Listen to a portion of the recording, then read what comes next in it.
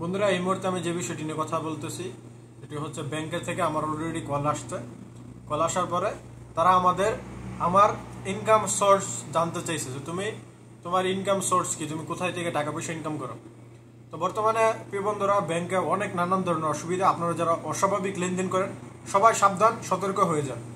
আমি আপনাদেরকে জানাইবো যে আমি কত টাকা লেনদেন করছি, সমস্ত ডিটেলস আপনাদেরকে জানাইবো। অবশ্যই আজকের এই ভিডিওটি গুরুত্বপূর্ণ। আপনারা বিপদে পড়ার আগে এই ভিডিওটি দেখলে আশা করি আপনারা সাবধান, সতর্ক হয়ে যাবেন। একবার যদি বিপদে পড়ে গেছেন সেক্ষেত্রে কতটুকু যে ভোগান্তি ভুগতে হবে সেটা আপনি পড়লেই বুঝবেন। তবে আমার যেই অসুবিধাটি হয়েছে, আমি অতিরিক্ত লেনদেন, অস্বাভাবিক লেনদেন যেটি ব্যাংকের থেকে জানায়, অতিরিক্ত লেনদেন করার কারণে আমি দেশসহ অতিরিক্ত টাকা পাঠাইছি, প্লাস এদেশেও আমি অতিরিক্ত লেনদেন করছি। তো লেনদেন করার কারণে ব্যাংকের থেকে আমাকে অনেক দিন ধরে ফলো করতেছে। প্রায় আমি এটি জানি না, তবে আগেও আমি ইউটিউবে বা বিভিন্ন অনলাইন প্ল্যাটফর্মে দেখছি যে আসলে ব্যাংকে বর্তমানে খুবই অসুবিধা করতেছে। সৌদি আরবের ভিতরে অতিরিক্ত লেনদেন খুবই একটি অসুবিধা করতেছে। তো আমি এই বিষয়টি জানতাম, তারপরেও ভাবতাম যে আমাকে তো এখনো কোনো অসুবিধা হয় নাই, করতেছি আমার মতো করে আমি লেনদেন করতেছি। তবে আমাকে ব্যাংকে কিন্তু আমাকে একদিন ধরে ফলো করতেছে না, 6 মাস আমার পুরা যে লেনদেন, 6 মাসের লেনদেন তারা আমাকে ফলো করছে। ফলো করার পরে আমাকে কল করছে, এই 2 দিন আগে আমাকে কল করছে। কল করে জানাইতেছে যে তোমার ইনকাম সোর্স কি, তুমি এত টাকা পয়সা কোথায় থেকে ইনকাম করো। পরে আমি বলছি আমার এত টাকা পয়সা না, এগুলো আমার কফিলের টাকা, মাঝে মাঝে আমার এখানে ওইখানে পাঠাইতে বলে, তো বলি। তো আমার মতো করে আমি যেটি বুঝ দিছি যে আমার এই ইনকাম। তারপরে তো আমার অ্যাকাউন্টটি তারা মানে এখনো সচল রাখছে, কতক্ষণ পর্যন্ত রাখা জানি না। তারপরে যখন এই সন্ধানটি পাই, আমি আবার আমার কফিলকে জানাই যে এই অসুবিধা হয়েছে। তো কফিল বলছে যে টেনশনের কোনো কারণ নাই, ঠিক আছে, তোমার আর এত টাকা পয়সা লেনদেন করো না অ্যাকাউন্টের ভিতরে। আর নতুন করে তুমি কমপক্ষে একদম কম লেনদেন করবা, যতটুকু তোমার মানে একটা নর্মাল লেনদেন, অস্বাভাবিক লেনদেন যাতে না করি। তো আমি কত টাকা লেনদেন করছি আপনাদেরকে স্ক্রিনে দেখাই, দেখেন। আমি 23,000 রিয়াল এই 1 মাসে লেনদেন করছি। এর আগের মাসও মানে প্রত্যেক মাসে আমার এরকম 8-10 হাজার এর অধিক আমার লেনদেন চলতেছে। তবে আমার ব্যাংকটি ছিল আলিনমা ব্যাংক। আলিনমা ব্যাংক থাকার কারণে কিন্তু আমি এত অসুবিধা পড়ি নাই। যদি এই ব্যাংকটি আলরাজি হইতো অথবা এসএনবি হতো, সেক্ষেত্রে কিন্তু আপনি 5-6 হাজার রিয়াল করে, যদি 6-7 হাজার রিয়াল করেও লেনদেন করতেন, এই 6 মাস আপনাকে আপনার অ্যাকাউন্টটি বন্ধ করে দিত এবং আপনাকে বড় একটা বিপদের মধ্যে আপনি পড়তেন।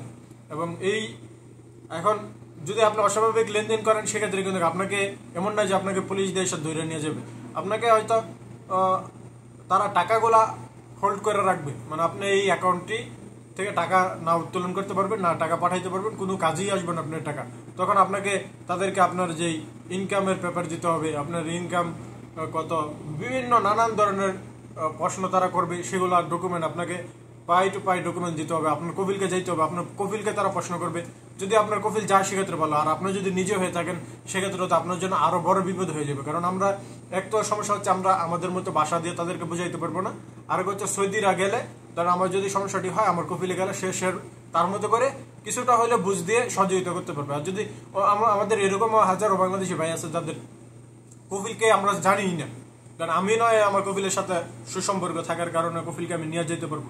এরকম অনেকে আছে যাদের কফিলকে তারাই চিনে না কফিল কে।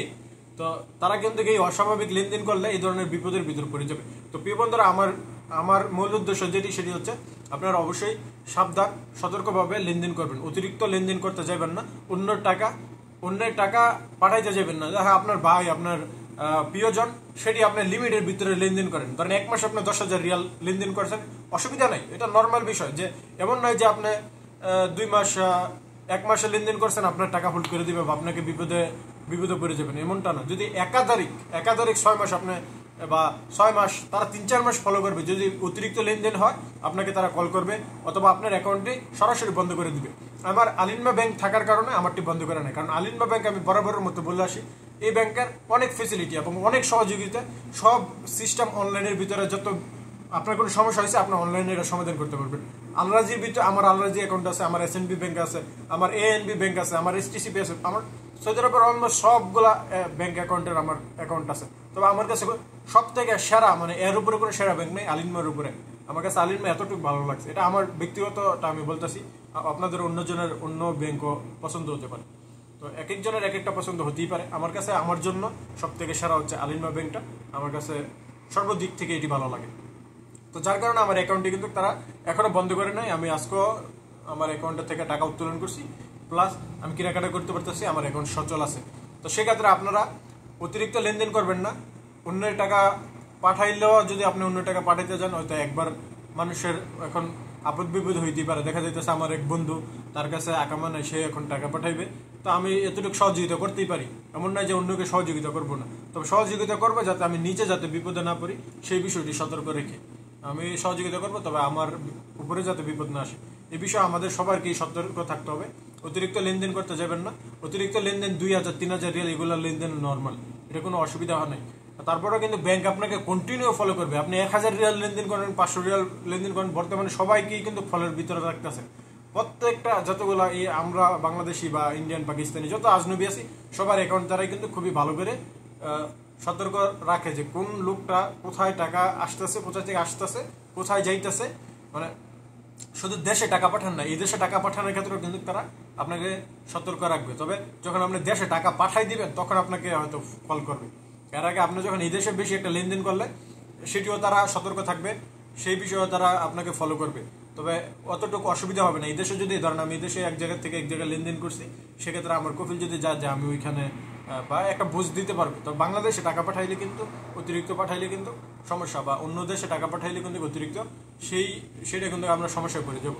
কফিল গেল হয়তো, বা কফিলও এটার কোনো পর্যাপ্ত পরিমাণ কোনো তথ্য দিতে পারবে না যে কিসের জন্য টাকা পাঠাই সস্তি। তো তোরা ওয়ার্কারের এত টাকা দেশ কোনো, তার বেতন কত। তো এই ধরনের নানান ধরনের অসুবিধা পড়বেন। আমি যেহেতু আমার অ্যাকাউন্টটি কোন সময় বন্ধ করে দেয় আমি বলতে পারি না, অলরেডি যেহেতু ফোন আসছে, এখন আমি আরও সতর্ক থাকবো। মানে এত টাকা পয়সা আমি লেনদেন করবো না। তো আমার কাজের জন্য আমি কিন্তু যে লেনদেন করি, সেটা আমার নিজের কাজের জন্যই লেনদেন করতে হয়। এখন হয়তো অন্য কোনো টেকনিক ব্যবহার করে যেভাবেই আমি নিজে সেফ থাকতে পারি, সেই হিসাব করে আমাকে লেনদেন করতে হবে। তো প্রিয় বন্ধুরা, আজকের ভিডিওটি ছিল এই পর্যন্তই। সবাই ভালো থাকবেন, সুস্থ থাকবেন। আর ভিডিওটি যদি আপনাদের উপকার আসে, অবশ্যই আমার চ্যানেলটি সাবস্ক্রাইব করবেন। ইনশাআল্লাহ আপনাদের সাথে দেখা হবে পরবর্তী কোনো নতুন ভিডিওতে। আল্লাহ হাফিজ।